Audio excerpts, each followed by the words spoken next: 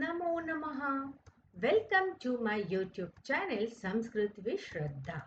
आज हम SSC board के कक्षा 8वीं के संस्कृत पाठ्यपुस्तक आनंद से 13वें सूक्ति सुधा नामक श्लोकों का अध्ययन करेंगे। सूक्ति सुधा अर्थात अच्छी बातों का अमृत।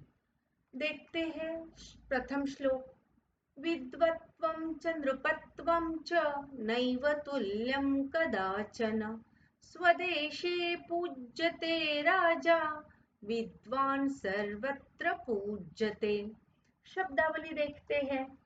विद्वत्वम अर्थात छात्रवृत्ति, स्वदेशे अपने देश, तुल्य तुलनीय, नैव बिल्कुल नहीं, नृपत्वम राजत्व, पूजित आदरणीय।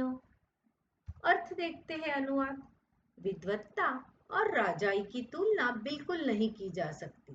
राजा का सम्मान उसके देश में होता है, विद्वान का सम्मान सर्वत्र होता है।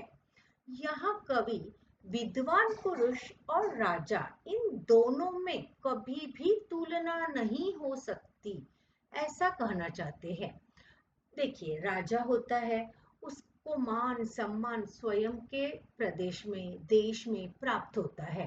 अन्य देश में जितना मान सम्मान उसे अपने देश में प्राप्त होगा उतना अन्य देश में नहीं प्राप्त होता है। परंतु जो विद्वान होता है वो केवल अपने देश या अपने प्रदेश तक सीमित नहीं रहता है, सारे विश्व में उसकी चर्चा होती है, सारे विश्व में वह आदरणीय होता है।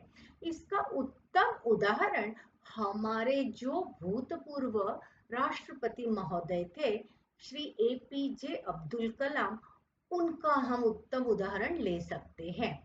वे केवल हमारे भारत देश में ही आदरणीय नहीं थे, अपितु सारे विश्व में लोग उन्हें मान सम्मान देते थे। इसीलिए कवि कहना चाहते हैं, विद्वान की और राजा की तुलना कभी भी नहीं हो सकती है। तो बढ़ते हैं अगले श्लोक की ओर। अमंत्रम अक्षरम नास्ति नास्ति मूलमनौषधम अयोग्यः पुरुषो नास्ति योजकस्तत्र दुर्लभः। शब्दावली। मूलम अर्थात जड़, योजक उपयोग करने वाला, अयोग्य जो योग्य नहीं। अनुवाद देखते हैं।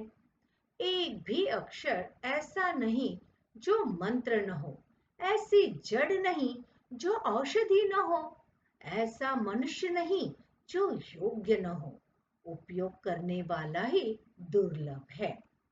बहुत ही सुंदर श्लोक है। क्या कवि कहना चाहते हैं, हमारे जो अक्षर है उनमें सब में कोई ना कोई मंत्र छिपा है, ऐसा कोई भी अक्षर नहीं है जिसमें मंत्र न हो। उसी प्रकार किसी भी वनस्पति वृक्ष की ऐसी कोई जड़ नहीं है जिसमें औषधि गुण न हो। हर वनस्पति की जड़ में कोई ना कोई छिपा हुआ औषधि गुणधर्म होता ही है। उसी प्रकार ऐसा कोई मनुष्य नहीं है जो योग्य न हो। हर किसी में कोई ना कोई गुण छिपा होता है, केवल उन गुणों को जानने वाला दुर्लभ होता है, केवल उन गुणों को जानने वाला मिलना चाहिए, तब जाकर उस मनुष्य के गुण दूसरों के सामने आ सकते हैं।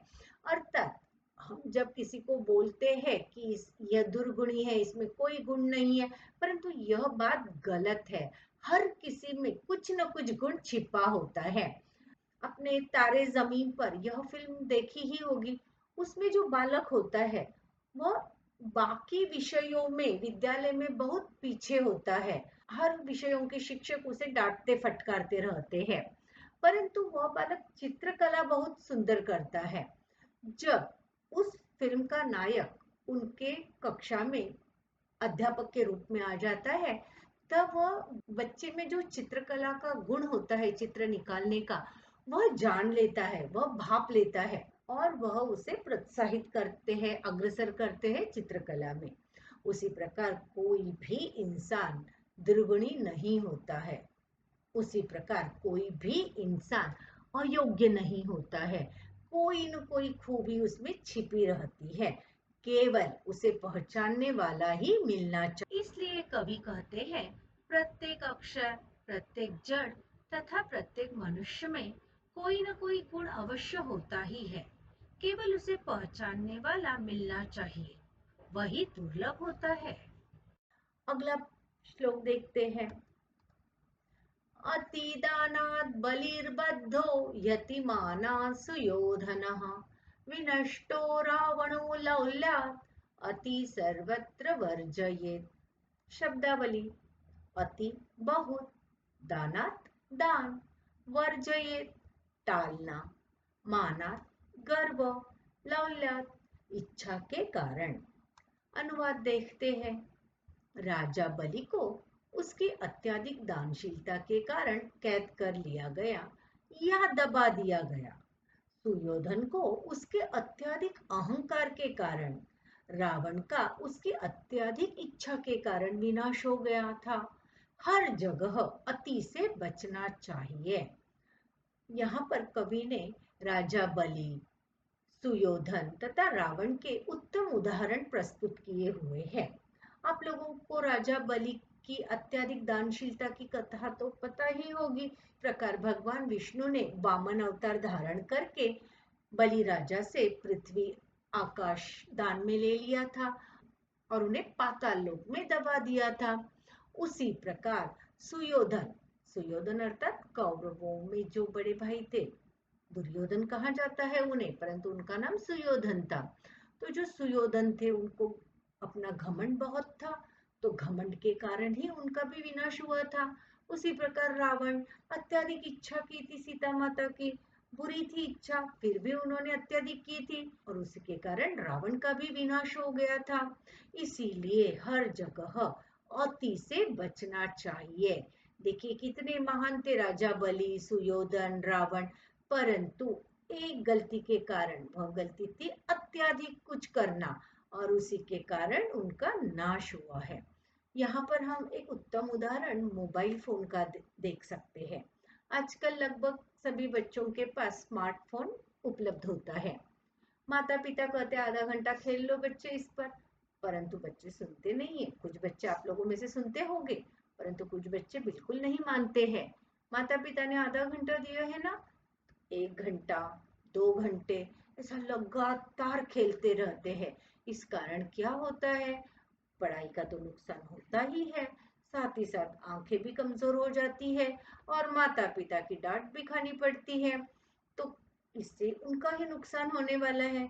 इसीलिए हमें हर जगह अति से बचना चाहिए। जितना समय दिया है उतना ही खेला करें। ज्यादा खेलने से नुकसानदायक होता है। हर चीज जितनी जरूरत की हो उतनी हमें लेनी चाहिए। ज्यादा करने जाएंगे तो उसका फल हमें नुकसान के रूप में ही मिलने वाला है। बढ़ते हैं अगले श्लोक की ओर।